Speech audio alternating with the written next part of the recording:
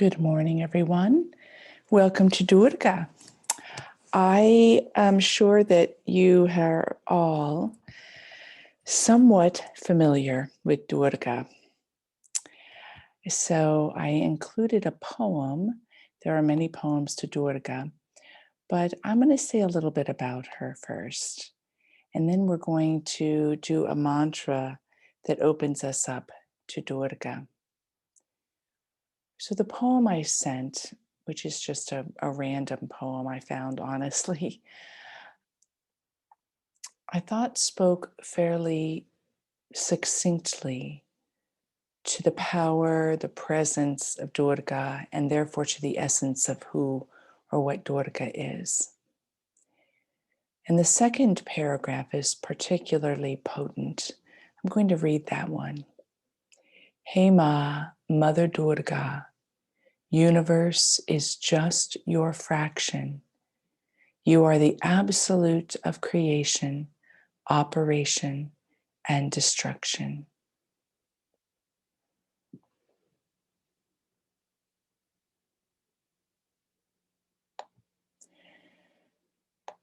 So, those are three powers that seem to happen in time, right? There's creation, there's new birth, there's the sustenance, there's the time of operation, the progression in time and space of life, and then there is the destruction.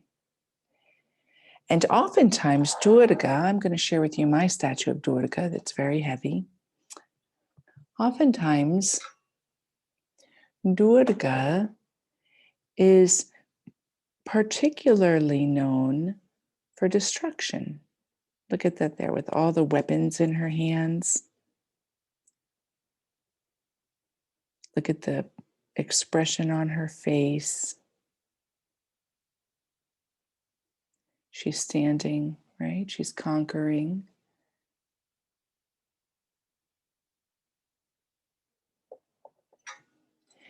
And some portrayals of Durga, which Kali is sometimes considered part of Durga, and sometimes Kali is considered an entity in and of itself.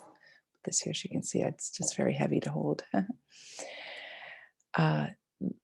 You'll see a tongue sticking out, a red tongue. There's like this viciousness about her. So there's something rather intimidating about the presence. But people don't always remember that at the same time that Durga is the mother of destruction, Durga is also the mother of creation and also the mother of all life in its sustenance, in its operation, as the poem said. And she represents to us the reality that destruction is part of the process of new life. And in this Lent series, we're on that path, right? We're on a path that symbolically or literally is going to take us all the way to a moment of the destruction of a human being's life in the crucifixion. And through that crucifixion, we experience the resurrection. Now, in one way, the crucifixion had to happen for the resurrection to happen, right? There had to be some transition from one state to the next. Did it have to happen that the way that it happened? Well, our world is psychically set up that way, but I'm not so certain it needed to happen that way. The claims that the crucifixion had to happen, that it was a destiny point that was unavoidable for the resurrection to happen. And I'm not so sure I believe that. I think that if Jesus is God or represents God, God could really do what God wanted. That all of that could have come about in any way. It just happened to come about in betrayal, rejection, oppression. And perhaps part of the meaning, if there was or is meaning to that, is so that the compassion of the divine could reach into the very depths of the darkness of humanity to shine a light there. I love the iconography that shows when Jesus is crucified, where he goes to is he goes down to the representation of Hades or hell. And there he's actually taking the hands of individuals. Some it's Adam and Eve, some it's more than that. But he's reaching into the dark history of our humanity to pull us into the light. And this is what Durga does. In her destruction, one of the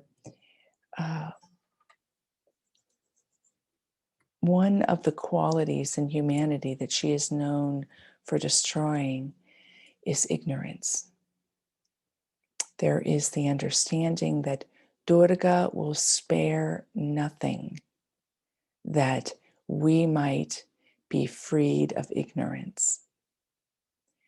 So, for me, ignorance is similar to some of the non-dual Shaiva Tantra texts of the 1200s. Ignorance is simply the places where consciousness has not yet fully awakened. And so you get a power from Mama like this coming in to destroy it. It gives an opportunity for awakening to happen quicker, immediately, in the very action of the destruction, where the destruction and the new life are one and the same. So today for our mantra, I'd like to invite you to open yourself to all the ways that you are still ignorant and invite Durga in to gently, hopefully, destroy that ignorance, that new life may happen within you. Durga is fierce, but her fierceness is tender. It's an all-penetrating fierceness that wants only your wholeness.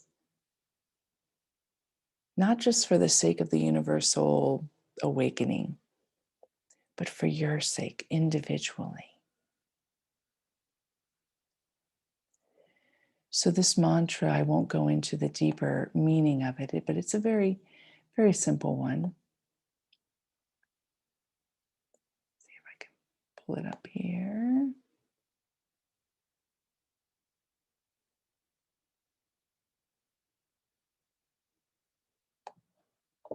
I just clicked out of the screen, so give me one moment.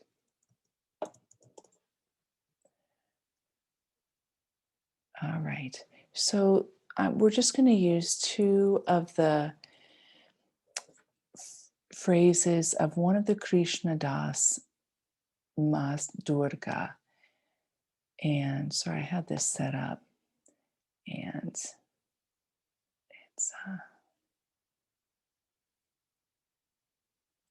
okay. So we're just going to use two of the phrases and I'm going to chant them twice each. So when you hear it the first time, I invite you to sink in the second time so that the words can become your own. The phrases are very simple. The first phrase is Om Shri Matre Namaha.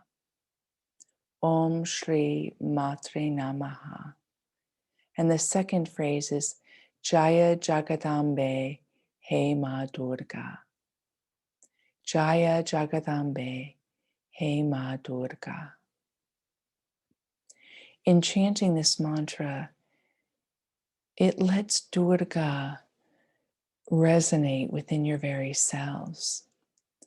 And in that resonating itself, vibrate you into wholeness. So I invite you to close your eyes. And I'm going to bring her front and center.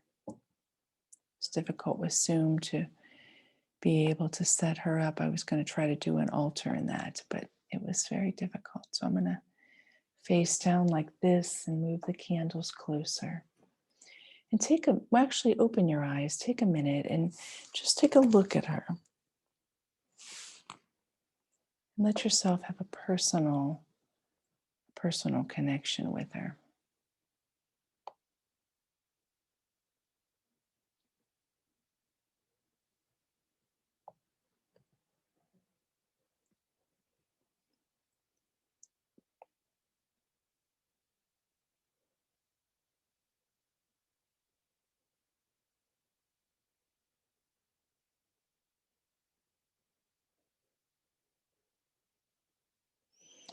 And now close your eyes if they're not already closed, and take a moment in the silence to open your heart, open your soul to the action of Durga.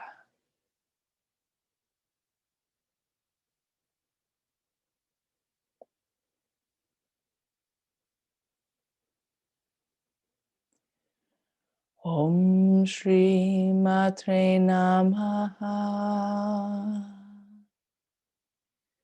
Om Shri Matre Namaha.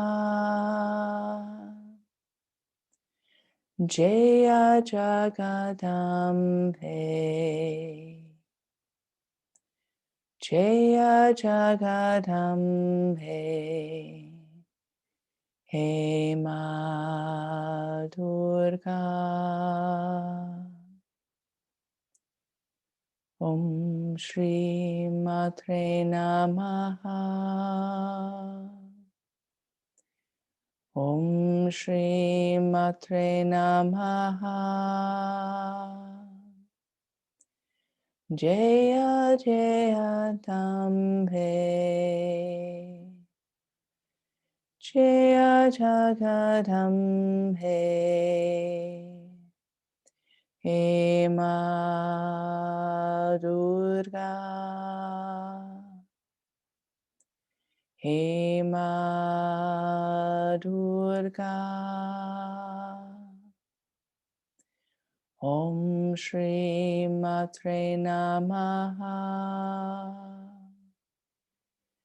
Om Shri Matre Namaha.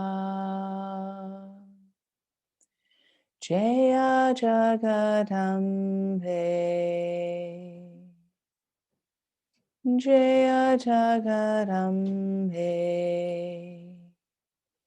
He Ma Durga. He Ma Durga. Om Shri Matre Namaha. Om Shri Matre Namaha. Jaya Jagadambe. Jaya Jagadambe. He Ma Durga. He Ma Durga. Om Shri Matre Namaha. Om Shri Matre Namaha. Jaya Jagadambe. Jaya Jagadambe. He Ma Durga. He Ma Durga. Om Shri Matre Namaha. Om Shri Matre Namaha. Jaya Jagadambe. Jaya Jagadambe. He Ma Durga. Om Shri Matre Namaha. Om Shri Matre Namaha. Jaya Jagadambe.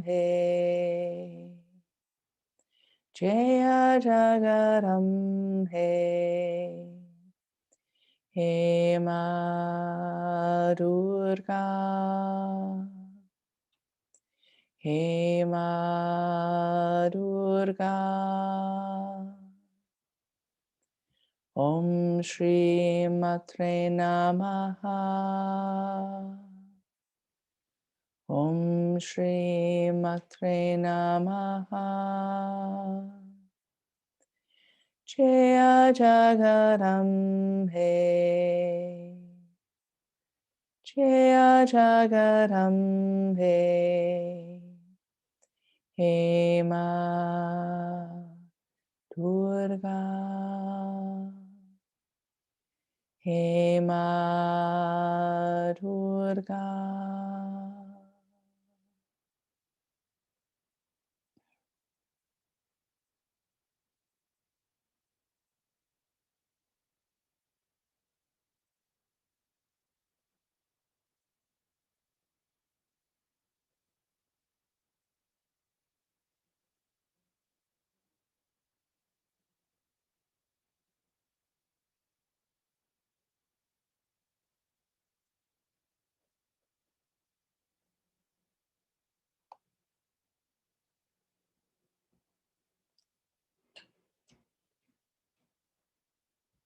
And very slowly open your eyes.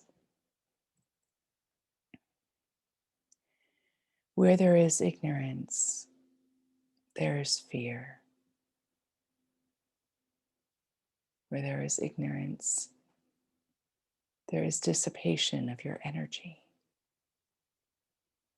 Where there is ignorance, there is illness and dis-ease. Where there is ignorance, there is uncertainty, resistance, animosity, grasping, repression, projection.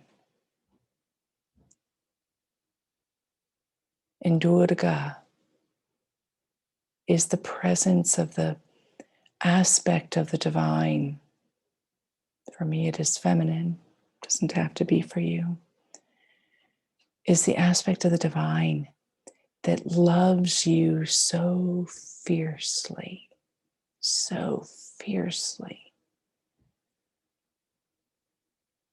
that it will not settle for anything less than your coming to the self-realization that bears the fruits of peace, abundance, love, joy.